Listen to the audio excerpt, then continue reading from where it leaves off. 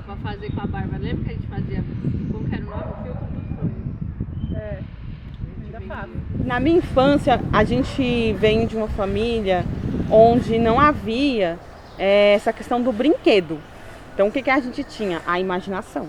E a gente gostava muito de imagens, principalmente essas imagens ditas ordinárias, que estão no campo da vida. Eu amava o jornal de oferta, os livros didáticos. A minha mãe, ela trabalhava como empregada doméstica e ela recebeu, numa das faxinas que ela fez numa igreja, uma caixa cheia de livros. E dentro desses livros vieram muitos cartões postais. E eram cartões postais com uma língua que a gente não conhecia. Então, as minhas irmãs, que eram mais velhas, elas olharam esses cartões postais e levaram para a escola, para a professora de inglês, descobrir o que tinha escrito ali. E a professora disse, não é inglês, é alemão. E a gente ficou anos sem saber o que tinha escrito naqueles cartões, mas tinha as imagens. Então, assim, a minha história está muito ligada à imagem, mas à reprodução da imagem. Então é muito importante pensar essa ideia da reprodutibilidade técnica, como que uma criança da periferia de Suzano foi ter acesso aos artistas do romantismo alemão no final da década de 90. Na adolescência eu já estava tomada, já não tinha mais o que fazer, né? Então eu assistia muito os programas que tinha na TV Cultura. Um deles era Os Grandes Mestres da Pintura e teve um programa que passou a história da Frida Kahlo. Aí nesse dia eu fiquei... Eu quero ser pesquisadora, eu quero descobrir a história dos artistas. Então eu não tinha uma ideia de que eu ia ser artista, eu queria estudar os artistas.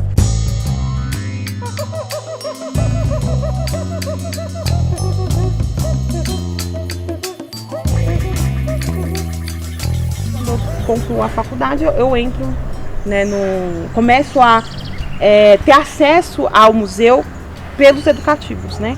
Tanto como público, visitando as exposições, acompanhando os cursos, as formações. E foi na minha prática na mediação cultural, fazendo as visitas educativas, que eu me descobri artista.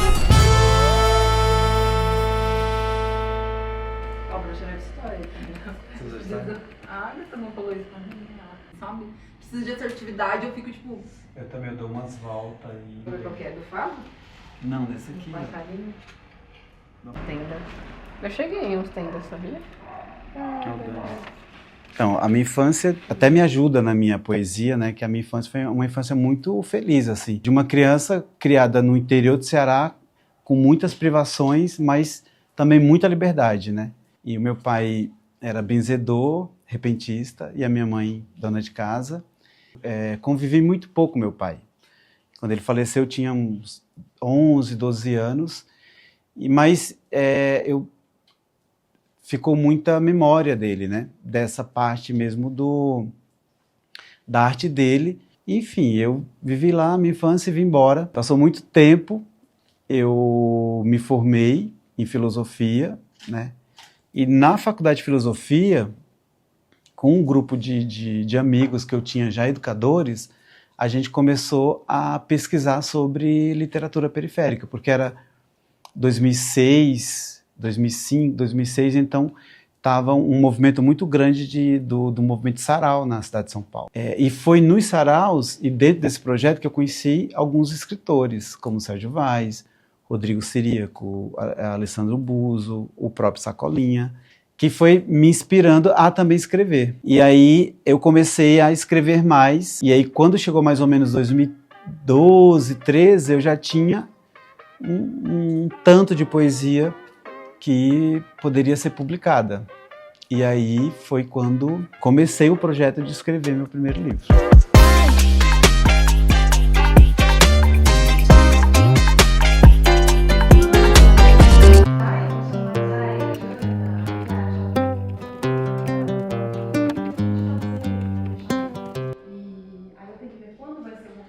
É muito doido, porque quando você me chamou para fazer isso, eu me revisitei. Isso foi tão importante para mim, de verdade, porque a gente corre tanto, faz tantas coisas, mas a gente não se vê, às vezes, né, no lugar que a gente realmente ocupa. Então eu me revisitei onde a arte bateu, assim. Meu pai é nordestino e o meu pai todo mês comprava muita coisa. E meu pai comprava muito livro.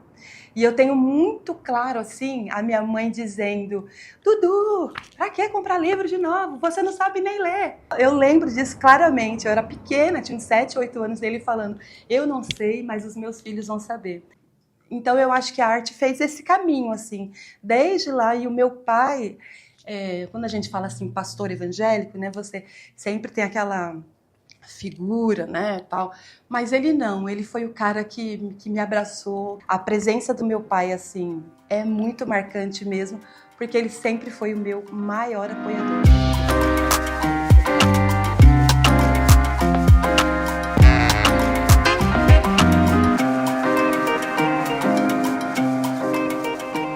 Quando a minha mãe morava lá em Minas Gerais, era um quilombo, e ela foi a primeira de 9 irmãos. Todas as vezes que a minha avó ia parir um irmão, né, minha avó falava assim pra minha mãe: vai lá fora receber a cegonha que seu irmão tá pra chegar. E minha mãe ficava lá, né, no terreno, tal, olhando pra cima, e dali a pouco a criança chorava lá dentro. Então ela vem pra São Paulo acreditando na cegonha. E aí ela conhece um cara que omitiu a informação de que era casado, ficou com a minha mãe, engravidou minha mãe não sabe como engravidou. E no dia que ela vai me parir, ela fica numa odisseia, andando pra lá e pra cá, né, numa rumaria atrás do hospital, e não tinha vaga, até que ela chega no Parque Dom Pedro II, tem uma vaga lá, né, ela chega de ônibus, tem uma vaga lá, e ela fica no corredor, olhando, vendo as crianças nascendo e se perguntando: nossa, mas como é que a cegonha vai trazer meu filho, né? Então eu venho ao mundo em 1983, 9 de agosto de 1983, nesse contexto, né? Eu morava com a minha mãe na Vila Carmozina, mas passo a morar com a minha avó na Cidade Líder, que também é ali na região da Zona Leste. E daí eu fiquei até os 14 anos lá na Cidade Líder,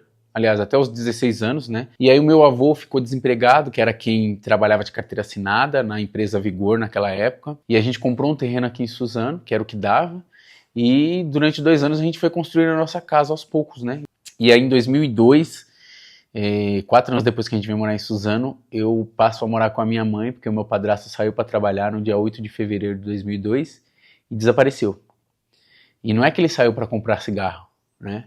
Ele saiu para trabalhar e desapareceu. E quanto mais problemas familiares, mais eu ingressava na leitura, era uma fuga, né?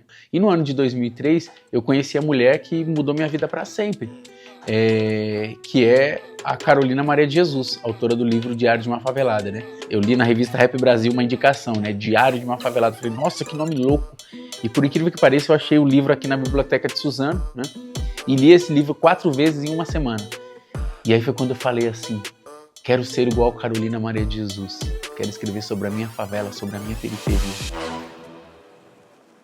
Boa noite, eu sou o poeta Seu Zé, também faço parte do coletivo Sarau na Galeria. Entrei no coletivo há 2 anos, quando o Sarau veio aqui para a escola,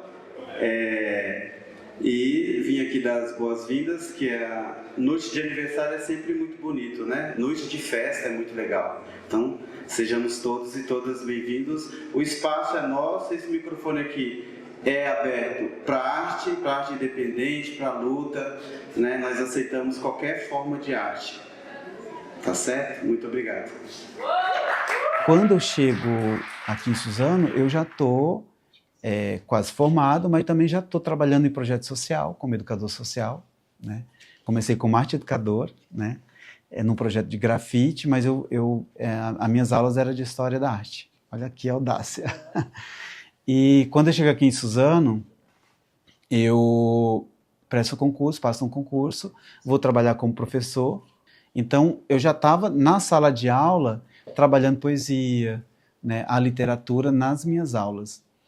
E aí, já em 2014, eu fui ser coordenador pedagógico de uma escola aqui em Suzano, né? Eu já penso, né, eu sempre pensei numa educação transformadora. Quando eu vou para a escola justiniana, eu conheço uma turma que pensa nesse ideal também, né? Conheci a Lilian, que era diretora, a gente se conheceu nesse dia que eu fui fazer a entrevista, e lá a gente teve a possibilidade e a oportunidade de pensar e construir um projeto de educação diferente do que estava posto. eu já estava fazendo parte do Sarau na Galeria, junto com a Raquel, na época, né? A Clarinha, a Tabata, né? Quando eu estou na escola, eu falei, por que não a gente trazer o Sarau para a escola, né? E aí a gente fez a parceria com o Sarau na Galeria para o Sarau acontecer num sábado à noite. Na verdade, o Sarau na Galeria, eu vou dizer que ele é, para mim, o que permeia tudo isso. Tudo que eu faço, de verdade, eu devo ao Sarau na Galeria. Assim, eu comecei assim, a entender muito dessa potência toda no Sarau na Galeria. E ficamos 2 anos numa escola pública, num sábado à noite. Então foi um marco, assim, porque era uma escola que abria para um sarau acontecer. E a gente teve que lidar com todas as controvérsias, assim, e com todos os perrengues e problemáticas que isso traz. O que é abrir uma escola no sábado à noite para fazer um sarau. E de lá saiu muita gente incrível, assim. A gente presenciou edições de mais de 120, 130 pessoas num sábado à noite. Eu ouso dizer que foi um dos períodos mais incríveis do Sarau na Galeria, foi os 2 anos da Escola Justiniano. Foi assim, muito importante e foi aí onde eu entendi, tive certeza que as pessoas, assim, o Sarau, ele existe sozinho. Ele existe sozinho, as pessoas entenderam o rolê, entenderam esse movimento. E os amores não correspondidos se contentarão ao seu lado. Corações sujos que me lembram as pedras, hipérbole da herança maldita que umedece e goteja em pequenos ventres, multiplicando assim a desgraçada e mal vivida vida. Vida que alimenta a feijoada, vida que swinga o carnaval, vidas de mãos feridas que tocam os instrumentos da Umbanda, Candomblé. Trago minha garrafa com o líquido da cultura nordestina. Vou me embriagar nesse sincretismo puro e natural. Noite, tema abstrato que absorve o sentimento africano. África mãe, África pai, África, sinônimo de negro. Que a recitação veio até a audição desses espíritos maléficos. Âmago sem cultura. África, solarapo de cena, que cutuca sua bonança com palavras egocêntricas. Venha mãe, dance comigo o batuque atual, porque nas nossas festas noturnas a sua entrada é franca. Então ginga o batuque atual, e cada gesto teu tem um pedaço de desdém. Venha mãe, pois a noite te convida para dançar.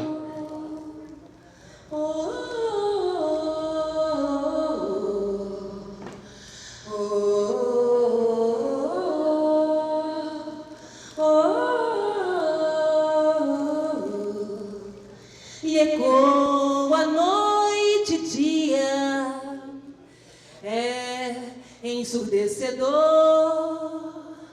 Ai, mas que agonia, o canto do trabalhador. Então, a gente começou com o Sarau Literatura Nossa, que é da Associação Cultural e Literatura no Brasil, inicialmente nas escolas, em 2006. E aí vale ressaltar que o Sarau, para mim, sempre foi uma coisa democrática.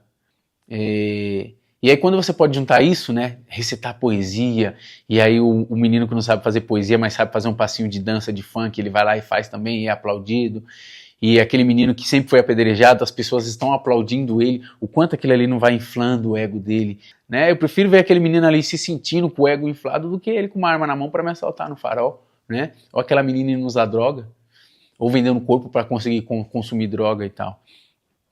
E aí, nesse quesito, o Sarau é um dos melhores movimentos culturais que já aconteceu na periferia. Porque quantos meninos não foram evitados de irem para o crime, né, por conta do Sarau? E o contrário também com as meninas também, né?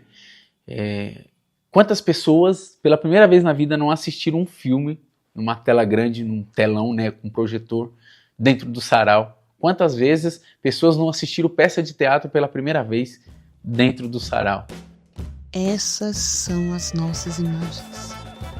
Imagens que aparecem no nosso sorriso. Aparecem na nossa forma de ser. Quando andamos. Quando paramos. quando nos movemos em diversas direções. Quando choramos, elas brilham também.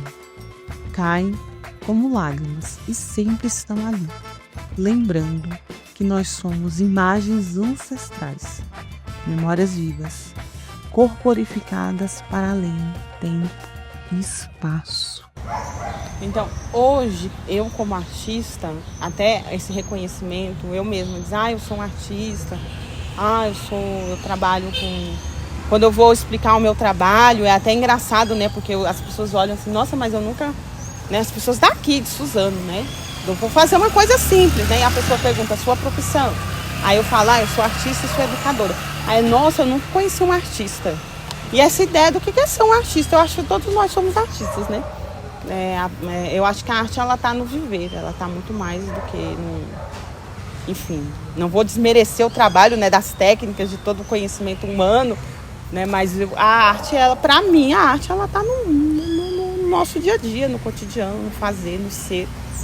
E como artista hoje, eu trabalho muito com a imagem, né? Como eu falo o tempo todo de imagem, com a imagem que já existe, com a minha imagem, né? Eu trabalho muito com autorretrato, né? Então, até hoje perguntar, por que os artistas trabalham tanto com autorretratos que tem a ver com narcisismo? Não, eu não digo que tem a ver com narcisismo, porque meu mito não tem a ver com o mito da Europa, né? Eu sou uma mulher africana em diáspora, então a minha imagem, e falar sobre minha imagem, fazer autorretratos, falar de poesia, minha poesia ela é autobiográfica, ela tem, evidente que ela vai ter ali uma ficção. A minha imagem também é ficcional, mas ela tem uma ligação muito com o enraizamento ancestral africano. Então, acho que a minha arte ela é muito ancestral, nesse sentido de que de onde vêm essas referências, né? Quando eu penso no meu próprio trabalho, quando eu reconheci a minha ascendência africana, foi onde eu entrei e mergulhei num caminho da arte que faz sentido para mim. E aí, no sentido de quê? Que eu venho de um eixo civilizatório onde a arte, a ciência e as humanidades, elas estão interligadas. Elas não são separadas assim, da vida. Então, por isso que para mim a arte ela é o cotidiano. A gente também vai amadurecendo, porque a arte independente ela não tem que ficar só no lugar amador, né? Não significa que a gente é independente, que a gente não é profissional, né? Então, porque a gente luta por direitos, né? Como trabalhadores da arte, né? Então, hoje eu sou um trabalhador da educação e da cultura, né? Então, eu sou professor, mas também sou escritor. Então, a luta ela se constrói na vivência e pela sobrevivência, né? Então, quando a gente chega hoje em Suzano, que a gente tem um movimento de cultura independente, de arte independente muito bem consolidado, a gente veio desse lugar, primeiro da vivência, primeiro da sobrevivência, e aí hoje a gente organiza para que outras pessoas e outros jovens tenham essas possibilidades também, de se bancar com a sua arte, de fazer sua arte, né? De poder enfrentar o poder público, né? Aqui na cidade, como a gente tem hoje agora, um projeto de lei, né, que é o projeto de lei contra o pancadão, né? Então, de silenciamento mesmo das culturas periféricas, então não é à toa. Então, todas as manifestações artísticas de rua estão ameaçadas por essa lei, né? Que tanto a cultura do funk, a cultura da batalha de rima, né? Dos saraus em praça pública, todas estão ameaçadas por uma lei de silenciamento, de não poder fazer arte na rua, né? E aí isso só mostra que a gente não pode, eu não posso sentar em cima da minha história e do que eu construí e do que eu estou construindo que eu consegui para mim, porque tem muito mais gente surgindo aí e precisando de engajamento nessa luta. Quando meu pai faleceu, ele morava aqui numa casinha perto do shopping, era uma casa alugada, e logo que, assim, pouco tempo que ele faleceu, eu falei para minha família que eu tinha uma vontade de que ali fosse o espaço. Eu queria que fosse lá, não deu certo, mas aí a gente ficou, né, batalhando, assim, pensando possibilidades. Eu faço parte do Curta Suzano, que é um coletivo de audiovisual, né, que faz o festival do Alto Tietê, de audiovisual. Faço parte, assim, da Feira Afro, tem as mulheres afro, que a gente também queria muito ter um espaço. Tem o Felipe Lanzas, que queria muito um espaço. E tem a Chica, que tem um coletivo de fotografia de mulheres, né? A casa ia ficar desocupada, né? Nós soubemos que a casa ia desocupar. Eu falei, puta, meu, já pensou? Que sonho seria esse, né? Então é um sonho coletivo, são todas essas pessoas que tinham a mesma vontade, que têm a mesma vontade e fizeram e estão fazendo a Casa Beija-Flor acontecer. As pessoas se encontram aqui para relaxar e para se transformar através da arte. Eu acho isso fantástico, tem sido lindo, lindo o espaço.